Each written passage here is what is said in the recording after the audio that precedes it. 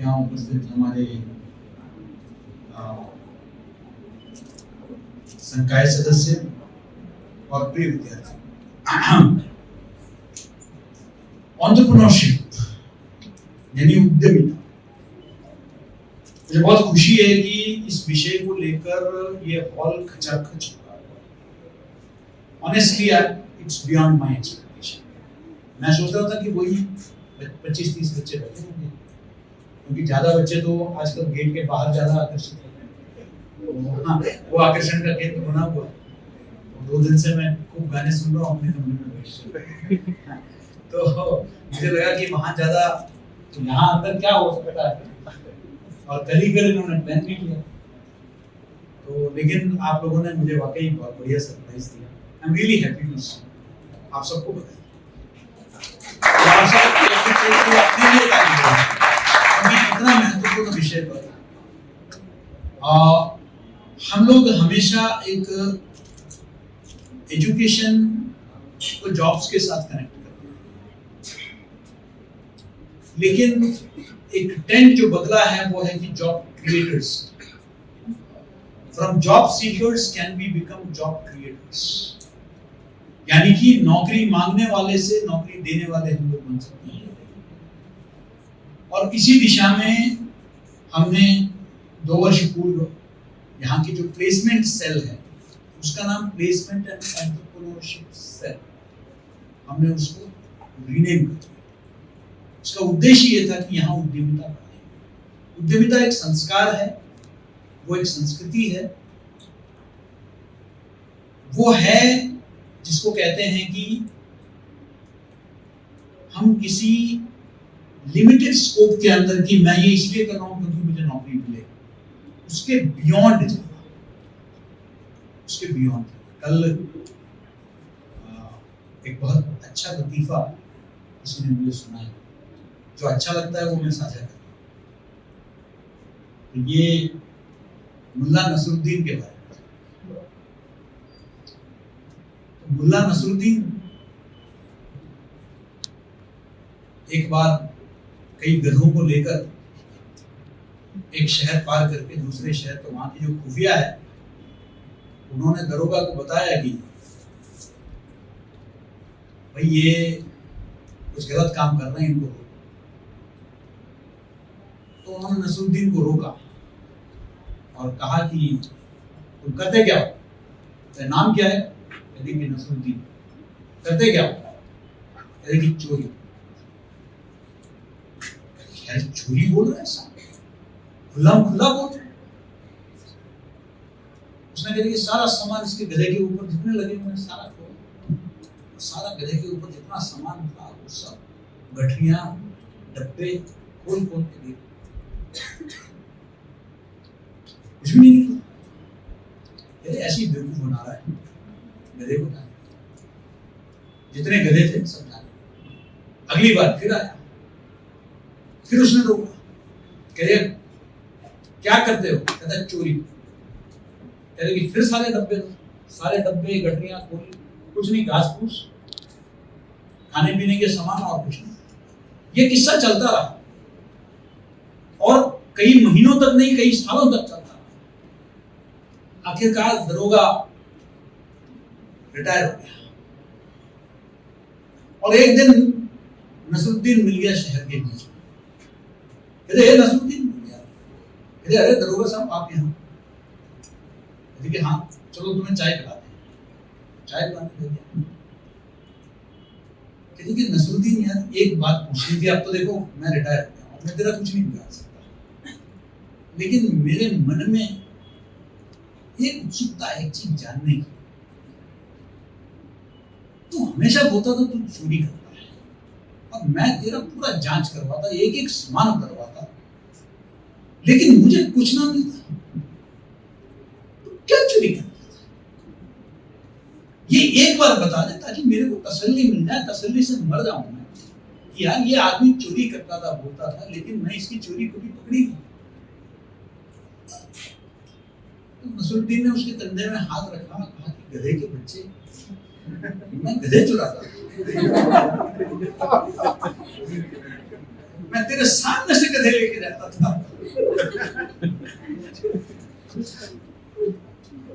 हम सब यही करते हैं, हम सब उस गधे के ऊपर के डब्बे ही खोजते हैं, गधा निकल जाता है पता भी नहीं चलता। वो है लेकिन बियॉन्ड, वो था एंटरप्रेन्योरशिप। जॉब मतलब वो गधे का डब्बा जो है, वो डब्बा खोल के, गठरी खोल के देखना, और गधे को पहचानना होता है एंटरप्रेन्योरशिप, उद्यमिता। उस लिमिटेड सोच के बाहर कि एक ऐसा भी हो सकता है, वो जाके एंटरप्रेन्योर बनता है कि समाज में इस चीज की जरूरत है। कई लोग कई जगह से खाना नहीं मंगवा पाते हैं, तो मैं क्यों ना जोमैटो या स्विगी बनाऊं, जहां हर जगह से हर पसंद का खाना मैं तैयार कर सकता हूं। That is entrepreneurship. किसी के दिमाग में आया, तब जाके जोमैटो खड़ा हुआ, तब जाके स्विगी खड़ा हुआ कि let me be the aggregator. और इसी तरीके से हर जो भी नया स्टार्टअप आपको दिखाई देता है, जो कभी नहीं, मेरे ऐसे स्टूडेंट्स हैं जो डिजाइनर वेडिंग ड्रेस किराए पर देते हैं। अब एक दिन का ड्रेसिंग, खासकर हम लोग मिडिल क्लास फैमिली से जो आते हैं, हम लोग तो 50 लाख का या 10 लाख का वेडिंग ड्रेस अफोर्ड नहीं कर सकते। तो इन्होंने क्या किया, रोहित बाल से, मल्होत्रा से, उससे, इससे, जितने बड़े बड़े डिजाइनर्स हैं, उनका एक सेट ये लोग रख लेते हैं और वो रोज किराए पर जाते हैं, क्योंकि जिस दिन शादी का जो जोड़ा है वो उसी दिन पहना जाता है जिंदगी में, उसके बाद वो दोबारा नहीं पहना जाता। वो उस दिन के लिए लोग क्यों 10 लाख 20 लाख खर्च करेंगे, वो 10,000 में 20,000 में वो उपलब्ध करा देता है। और रोज उनका जो है शादी के सीजन में इतनी बुकिंग होती है, पूछो, वो डिजाइनर ड्रेस देते हैं। जरूरत, उस जरूरत को पहचानना, उद्यमिता वहां से शुरू होती है। वो जैसे कहते हैं कि necessity is the mother of invention, तो एंटरप्रेन्योरशिप भी मदर ऑफ नेसेसिटी। वो नेसेसिटी जब चाहती है कि हाँ ये जरूरत है, इस चीज की जरूरत क्या है समाज में, मुझे वो अरेंज करना। और सोशल एंटरप्रेन्योरशिप जिसका समाज से सरोकार। हमने यहाँ एंटरप्रेन्योरशिप डेवलपमेंट इंस्टीट्यूट के साथ एफडीपीस कराए हैं। अहमदाबाद में जो पीडीआई है, वहां से लोग आते हैं, यहाँ कई दिनों का वर्कशॉप कराते हैं। प्रत्यक्ष में कोरोना काल में हम लोगों ने करवाया। होल आइडिया इज दैट, ठीक है, हमारे बच्चे आज के तारीख में अच्छे संस्थाओं में, लेकिन जिस यूनिवर्सिटी में पिछले साल का एडमिशन 1,05,000 था, हम कैसे बता सकते हैं कि 1,05,000 को नौकरी मिली? ऐसे में ये जो विद्यार्थी बियॉन्ड सोच सकता है, उसको एंटरप्रेन्योरशिप में जाना चाहिए। और मुझे बहुत अच्छा लगा, कम से कम मैंने यहाँ अपने स्टूडेंट्स के स्टूडियोज मैंने इनॉग्रेट किए हैं, उन्होंने मुझे ही बुलाया है इसी एमपी नगर में। और अब उन्होंने आके बुलाया कि सर लास्ट ईयर आपने इनॉग्रेट किया था, हमारा फर्स्ट एनिवर्सरी है, अब हम नेक्स्ट लेवल में जा चुके हैं, आपको आना है फर्स्ट एनिवर्सरी, आप जब फ्री होंगे उसी दिन फर्स्ट एनिवर्सरी का फंक्शन। बहुत अच्छा लगता है कि अपने स्टूडेंट्स ने वो रिक्वायरमेंट को समझ लिया, उन्होंने स्टूडियोज बना दिए, आज इतनी चीजों की जरूरत है, उसके हिसाब से उन्होंने लिया, और उसको हम सोसाइटी के साथ जोड़ेंगे।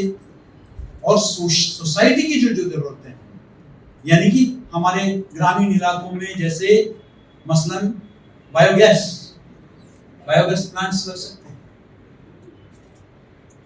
ऐसे एंटरप्रेन्योरशिप अपॉर्चुनिटीज है। एक टेरी द एनर्जी रिसर्च इंस्टीट्यूट में एक लैंप उन्होंने तैयार किया था जो चार्जेबल है, रिचार्जेबल लैंप। वो रिचार्जेबल लैंप, अब गांव में तो बिजली आती नहीं, रात को कई गांव में, पहले की बात है, तो उन्होंने क्या किया कि हर जगह एक पॉइंट ऐसे जनरेटर के माध्यम से तैयार किए जहां से बिजली उसको रिचार्ज किया जा सकता है उन लैंप से, और पर रिचार्ज वो 10 रुपए लेता है। अब पूरा गांव, दुकान चलाने वाला, घर में पढ़ाई करने वाले बच्चे, सब जाके उसको रिचार्ज, अपने लैंप को रिचार्ज करने और 10-10 रुपए के हिसाब से उसका एंटरप्रेन्योरशिप। पूरा आपका सुलभ शौचालय मॉडल जो है, जो लाखों लोगों को जॉब दे रही है पूरे देश में, तीर्थ यात्रा केंद्रों में, रेलवे स्टेशन में, पब्लिक ट्रांसपोर्ट की जगह में, क्या है वो पूरा एक एंटरप्रेन्योरशिप मॉडल है, जिसमें आप सफाई मेंटेन करते हैं, उसके एवज में आप चार्ज करते हैं 5 रुपए से 10 रुपए, बाथरूम यूज करने के लिए इतना रुपए, पीपल आर यूजिंग। तो ये एंटरप्रेन्योरशिप जब सोसाइटी पर एप्लीकेबल है और उनको लाभ मिलता है उसका, तो सोशल एंटरप्रेन्योरशिप कहलाता है। तो कल राहुल जी मुझसे मिलने आए, परसों पवित्र जी ने बात किया, और हमने हमेशा आइडियाज को वेलकम किया, नए आइडियाज को वेलकम किया, क्योंकि यूनिवर्सिटीज, विश्वविद्यालय ऐसे जगह होने चाहिए जहां से पूरे समाज को आइडियाज मिले। विश्वविद्यालय should be think tank for the society, और आप में से जो है ऐसे आइडियाज निकलने चाहिए जो पूरे समाज को काम आए। मेरे यहां जब रिसर्च करने के लिए बच्चे पीएचडी का उत्सुक होते हैं, वो आते हैं, तो मैं उनसे पूछता हूं, आप पीएचडी करना चाहते हो या रिसर्च करना चाहते हो? क्योंकि पीएचडी तो आप इसलिए कि भाई नौकरी मिल जाए, कुछ जो ऑलरेडी है जॉब में उनको एपीआई कोर्स मिल जाएगा, लेकिन रिसर्च, शोध करना है, कुछ ऐसा एक पक्ष को सामने उभार के लाना है जो अभी तक किसी के नजर में नहीं गया, एक ऐसा पहलू किसी विषय का निकाल के ले आना है, दैट इज रिसर्च। क्योंकि आप दोबारा सर्च कर रहे हैं उसी चीज को, दैट इज रिसर्च। तो मैं पूछता हूं, जब पीएचडी का अभी हम लोग बहुत उसके क्वालिटी पर जोर दे रहे हैं, मैं खुद फर्स्ट पावर पॉइंट से वाइवा तक बैठता हूं। ऐसा कोई यूनिवर्सिटी नहीं है देश में जहां वाइस चांसलर फर्स्ट पीपीटी से लेकर आखिरी वाइवा तक बैठता है। मैं समय निकालता हूं उसके लिए, क्योंकि मुझे पता है कि अगर फर्स्ट, सेकंड, थर्ड में अगर उसने नहीं किया ठीक से, तो पूरा रिसर्च को जो है बट्टा बिठाएगा। मैं खुद बैठता हूं इसलिए, क्योंकि उस रिसर्च का मेरा पहला सवाल होता है, तुम्हारे इस शोध से समाज को क्या लाभ मिलेगा, ये बताओ। What is the social relevance and what is the policy impact it can have? उसका नीति निर्धारण में क्या फर्क पड़ेगा तुम्हारे इस रिसर्च से। तो आप ऐसा कुछ करो जिससे समाज में परिवर्तन आए, कुछ बदलाव आए, और कहीं ना कहीं सोशल एंटरप्रेन्योरशिप, आप लाभ भी ले रहे हो, मुनाफा भी कमा रहे हो, साथ साथ आप समाज के लिए भी कुछ कर रहे हो। और ये हमारा एक परंपरा हजारों साल से रही है। आप दुकानों में चले जाएंगे, अपने आजकल के शायद शोरूम्स में उतने नहीं लिखे होंगे, लेकिन पुराने हम लोग जब दुकानों में जाते थे तो आप देखेंगे कि वो दीपावली के अवसर पर और बाकी अवसर पर 2 शब्द लिखते थे, शुभ लाभ, यानी कि सिर्फ लाभ नहीं, शुभ लाभ, यानी कि जो लाभ मिले वो मेरे लिए, मेरे उपभोक्ता के लिए, समाज के लिए और देश के लिए शुभ। ये था कॉन्सेप्ट। तो शुभ लाभ का कॉन्सेप्ट रहा है। तो एंटरप्रेन्योरशिप के लिए महात्मा गांधी ने कहा था कि जो जितने रईस हैं देश के, they are the trustees of our wealth. हमारे जो संपत्ति है उसके न्यासी हैं वो पूरे समाज की तरफ से, ये बताया गया था। तो ये हमारे यहाँ एंटरप्रेन्योरशिप को एक सकारात्मक दृष्टि से देखने की जरूरत है, और हम लगातार अपने विश्वविद्यालय में ऐसे नए आइडियाज, नए लोगों को जो भी यहाँ आइडिया लेके आता है, अच्छा आइडिया है तो हम उसको वेलकम करते हैं, स्वागत करते हैं। तो पवित्र जी ने मुझे बताया कि इस तरीके से जीवाजी विश्वविद्यालय में इस तरह का एक कार्यक्रम हुआ, और वहां रखकर जो है राहुल जी से मुलाकात हुई, क्या हम उन्हें विश्वविद्यालय ला सकते हैं क्या? मैंने कहा कि अवश्य, अगर हमारे विद्यार्थियों को उसका लाभ मिलेगा तो क्यों नहीं। और राहुल जी से कल मुलाकात हुई, और मैंने उनसे सिर्फ एक ही गुजारिश की, मैंने कहा कि वैसे तो आप IIT, IIM, हम भी धीरे धीरे आ रहे हैं, टॉप 10 में ला दिया है 2 साल के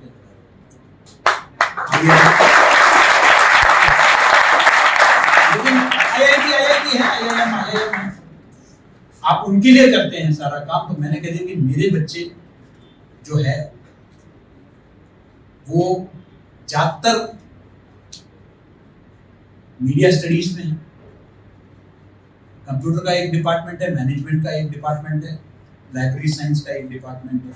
इन तीनों को छोड़ के जितने डिपार्टमेंट है वो सारे मीडिया से संबंधित डिपार्टमेंट। तो कुछ ऐसा आइडियाज भी आप शेयर करें जो मीडिया से संबंधित हो, और मुझे भरोसा है कि राहुल जी ने जरूर अवश्य चर्चा जरूर किया होगा इस विषय को लेकर। अगर उन्होंने नहीं किया तो आपने जरूर पूछा होगा कि हम वो चीजें जो मीडिया से जुड़ी हुई है वो हम कर सकते हैं या नहीं। और बाकी हमारे IT के स्टूडेंट्स और बाकी लोग हैं, उन्होंने भी सवाल पूछा होगा और उसका आपको उपयुक्त उत्तर भी आपको राहुल जी ने दिया होगा। और मैं तो चाहूँगा कि आप में से कुछ लोग आगे चलकर सोशल और अदरवाइज ऑल्सो आप एंटरप्रेन्योर्स बने, और इससे क्या होगा कि उससे इकोनॉमी को बढ़त मिलती है, आप लोग 10 लोगों को और जॉब दे पाएंगे, उसका एक अलग ही सेटिस्फेक्शन है। और आपको एक और सेटिस्फेक्शन जो मिलने वाला है वो ये है कि मैं जो करना चाहता हूँ वो मैं कर पा रहा हूँ। कई बार जब हम जॉब में होते हैं तब लगता है कि मैं कई चीज़ों से बंधा हुआ हूँ, चाहते हुए भी कई चीज़ों को मैं नहीं कर पा रहा हूँ। ये जॉब की एक लिमिटेशन रहती है, कितना बड़ा जॉब करना हूँ। मैं अपने कुर्सी में भी कभी कभी महसूस करता हूँ कि कई चीज़ें मैं जो करना चाहता हूँ, नियम कानून बहुत सारी चीज़ें जिसके चलते हम कई चीज़ें चाहते हुए भी, जब आप एंटरप्रेन्योर हैं आप बहुत सारी चीज़ें करने की आपको स्वतंत्रता है। और आप में से कई लोग आगे चलकर सोशल एंटरप्रेन्योर्स बनेंगे। ये शुरुआत है, इस तरह की आगे भी कार्यशालाएं हम लोग आयोजित करेंगे जिसका लाभ आपको मिलेगा। और इस एंटरप्रेन्योरशिप जो सेल हमने बनाया, प्रकोष्ठ बनाया, इसके माध्यम से भी यथाशक्ति हम आपको मार्गदर्शन देने का प्रयास करेंगे। आप सबको पुनः बधाई देता हूँ कि आप में से कई लोगों से पहली बार मुलाकात हो रही है, पहली बार दर्शन मिल रहे हैं। वैसे तो हमने सोचा था कि जब हम लोग शुरू करेंगे अपना सत्रारंभ तब आप सभी से मुलाकात होगी। तो एक तरफ से सत्रारंभ भी आपने इतने बड़े विषय को लेकर कर दिया है। आप सबको बहुत बहुत बधाई, धन्यवाद।